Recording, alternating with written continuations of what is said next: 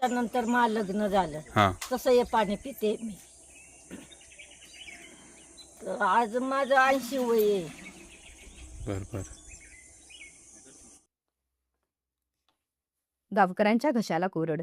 जुन्नर तालुक्यातील पश्चिम भागात पाण्याची तीव्र टंचाई निर्माण झाली. विशेष म्हणजे माणिकडोह डॅम परिसरातील गावांनाच पिण्याच्या पाण्यासाठी संघर्ष करावा लागतोय. हडसर येथील भालेवाडी परिसरात नागरिकांना दूषित आणि गढूळ पाणी वापरावे लागल्यामुळे ग्रामस्थांमध्ये संतप्त वातावरण. महिलांना पाण्यासाठी भटकंती करावी लागत असून नागरिकांच्या आरोग्याचाही प्रश्न निर्माण झालेला आहे. अनेक वर्षापासून हा प्रश्न कायम असतानाही प्रशासनाकडून कोणतीच ठोस उपाययोजना करण्यात आलेली नाही. धरण उशाला पण कोरड घशाला अशी भावना ग्रामस्थांनी व्यक्त केली. दरम्यान लवकरात लवकर स्वच्छ पाणी पुरवठा न झाल्यास आंदोलन छेडण्याचा इशाराही ग्रामस्थांनी दिलेला आहे. नाही हां मग आता काय करायचं, आमच्याकडे पाईपलाईन येत नाही, रस्ता येत नाही, काय करायचं आम्ही. हां हां.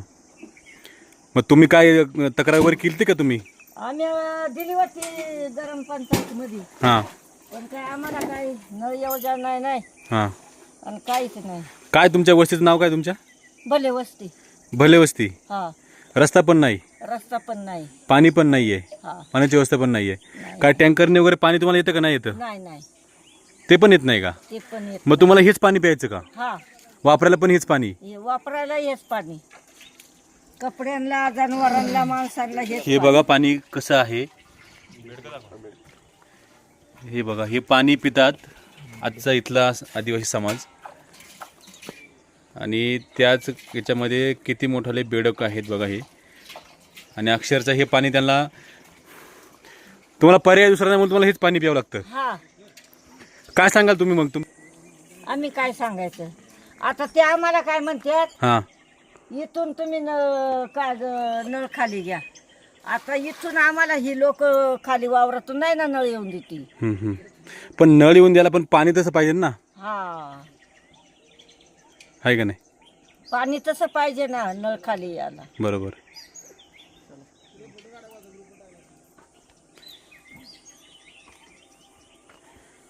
जुन्नर तालुक्यामध्ये जवळपास 5 धरणे आहे आणि जे वरचं जे धरण आहे माणिकडोह धरण, त्या धरणाच्या अगदी जवळच्याच बाजूला आम्ही उभे आहोत त्या ठिकाणी.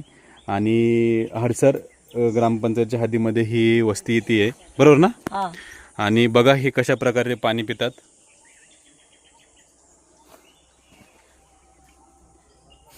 हे पाणी पिण्यायोग्य आहे का? का यांना पर्याय नाही म्हणून हे लोक पाणी पितात? यांची देखील आपण दखल घेतली पाहिजे. कारण आदिवासी समाजामध्ये बऱ्यापैकी लोकवस्तीला पाण्याची व्यवस्था नाही आहे. कुठेतरी हे पाणी हे जीवन आहे आणि जर पाणी नसेल तर काहीच आपण करू शकत नाही. आजी, हा. किती वर्षापासून तुम्हाला हा पाण्याचा संघर्ष करावा लागतो?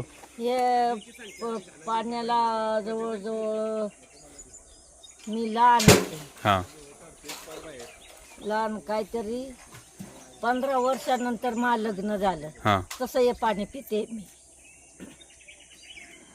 तर आज माझं 80 वय आहे. बरं बरं. हेच पाणी पिता तुम्ही? हा, काय आजारी वगैरे पडत नाही ना? नाही नाही नाही पडते आजारी. नाही मग आता हे पाणी काय काढून घेणार घरी गेल्यावरती? नाही नाही मग असं पेलं तर काय होत नाही या पाण्याने. हां का? हा, कारण त्याच्यामधून शंकराची पीड निघालेली आहे ना. इथून हा, तीच आंब्याखाली बसवलेली आम्ही. वरती तिथं? हा, इथं वरती. Okay okay. मग हे पाणी वरून किल्ल्यावरून येतं का खाली? नाही, या पाण्याचा पाझर हां, खालू नाही. खालून आहे का? हा. खाली किती खोल आहे ते? खाली आहे 2-2.5 फूट आहे. बरं बरं बरं. पण ते गाडलंय, त्या तोडी पडल्या ना वरून, हां. ते गाडलंय, ते काय आम्हाला उकरायला चान्स नाही. ते दगडी निघते नाही वर. ही जागा कोणची? ही जागा आमचीच आहे. मग तुम्ही हे नाही सांगितलं का उकरायला वगैरे, ग्रामपंचायतला वगैरे? सांगितलं होतं, हां JCP आणलं होतं आम्ही. हां. JCP आणलं होतं तर ते काय ग पुरत नाही. बरं बरं. मग पाणी उपसून मग याच्यावरती हातावरती नाही काढू शकत का? मोटर लावून उपसितो ना आम्ही पाणी. बरं बरं. जरा लईच खराब झालं का मग उपसून काढतो. पाणी पुरतं तुम्हाला? हा शेवटपर्यंत पाणी पुरतं? हा. ठीक आहे, चला धन्यवाद.